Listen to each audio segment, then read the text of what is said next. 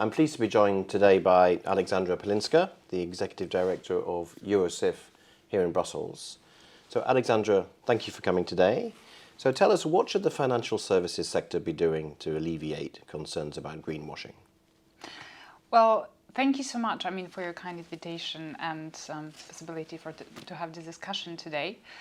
Well, it's a kind of a tricky question. I would say, firstly, be transparent, right? Stick to the commitments you make. So while setting them, maybe try to be sufficiently ambitious, but also have achievable targets you want to achieve. And, I think it is important also that while creating financial products and marketing them, it is important not to market something as sustainable if you don't truly believe it is. But at the same time, I think I would also turn around a little bit the question and say what policymakers and supervisors can do to alleviate, the concerns of greenwashing. And firstly, we need a robust and clear regulatory framework.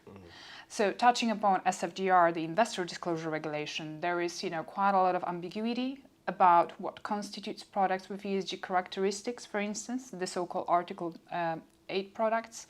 There are certain concerns or questions around Article 9 products, so sustainable investments as well.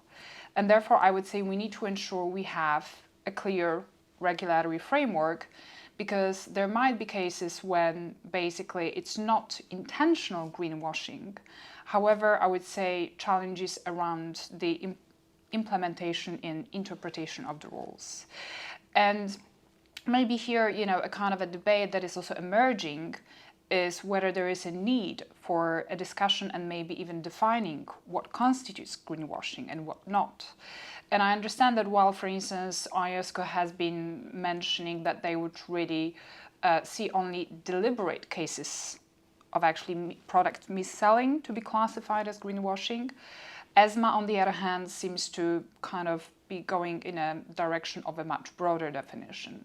So probably also this is something where policymakers and supervisors can also help. And for asset managers in particular, as a subset of the sector, in supporting transition, what kind of regulatory incentives and framework do we need for them to support transition to sustainable economy?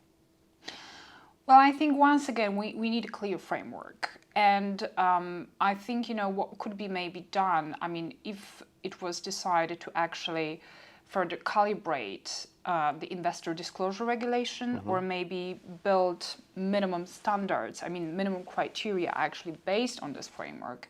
What could be also looked at is, possibly to what extent some transitional category could be somehow either created or embedded in one of the existing categories, and whether there could be some criteria actually indeed targeted at, promoting the transition, impact investments.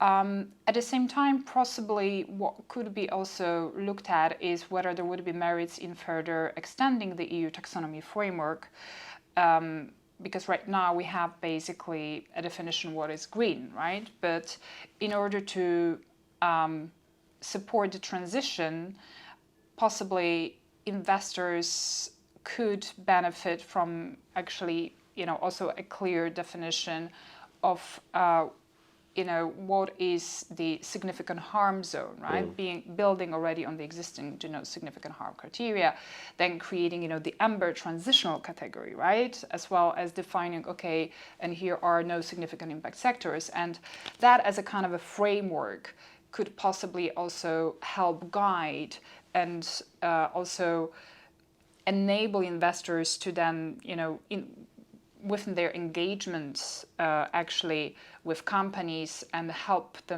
push them actually from, for instance, the red zone to amber, and then from amber to green. So even though, of course, the EU taxonomy has been quite controversial, but sometimes the challenge is that if you already say an A, probably you just see the B and complete the framework. But in any case, overall, stewardship and engagement is one of the biggest tools actually at the disposal of asset managers, and institutional investors, and obviously this is something that they need to leverage on. Aleksandra, thank you very much.